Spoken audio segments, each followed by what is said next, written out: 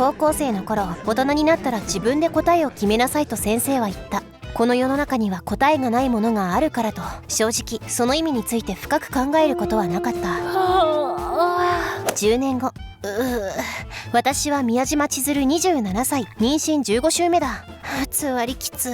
体調にも気をつけて、できるだけ栄養のあるものを食べて、何もかも順調だった。そういえば出生前診断受けない？出生前診断？何それ？生まれる前に赤ちゃんが病気や障害を持っているか確認することができる検査だよ。毎年1万人くらいの妊婦さんが受けてるんだって。そんなのあるんだ。そうそう、出産の準備も早くできるし、どうかな。そうだね、念のため受けとこうか。陽性だったら産まないことになるのかなくらいの軽い感覚で検査を受けることにした。はい、もう大丈夫ですよ。よろしくお願いします。はい。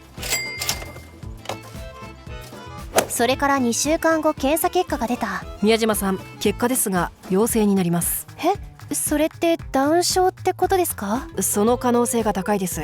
ダウン症は染色体の異常により600から800人に1人がなるもので、知的障害や心臓病などの合併症を抱えている場合が多い。そんな。さらに精度の高い羊水検査でもう一度確かめてみましょう。はい。その検査でも結果は変わらなかった。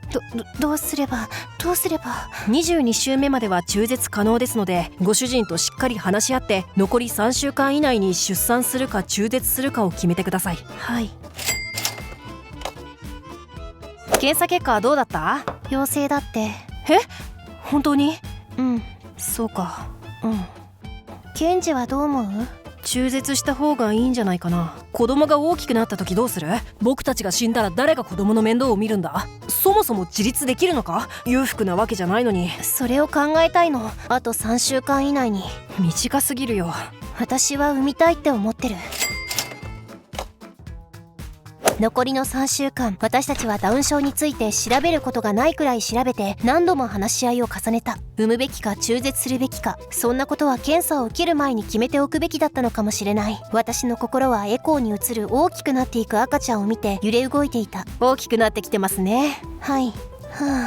生きてるんだよな。ケンジも言ってたけど、この子は自立できるのだろうか、幸せをつかめるのだろうか。ケンジ、やっぱり中絶しようと思う。わかった。実際に検査で異常が見つかった人の9割以上が中絶している。大丈夫だって、泣かないで。大丈夫。私は中絶する罪悪感に押しつぶされそうだった。それから3日が過ぎた。お腹蹴ってる。君は出たいの？楽しいこともあるけど、きっと辛いことも多いよ。将来なんで産んだのって言わない？いいの？胎動を感じるたびに我が子が愛おしくなった。ただいま。ケンジ、私やっぱり。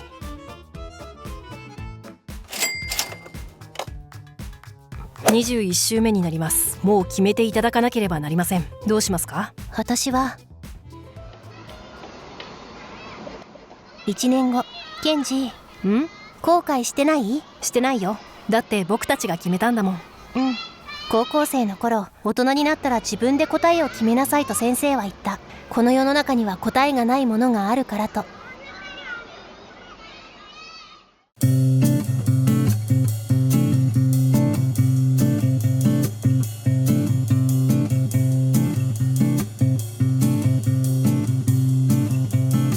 今日の授業は終わり。また来てね。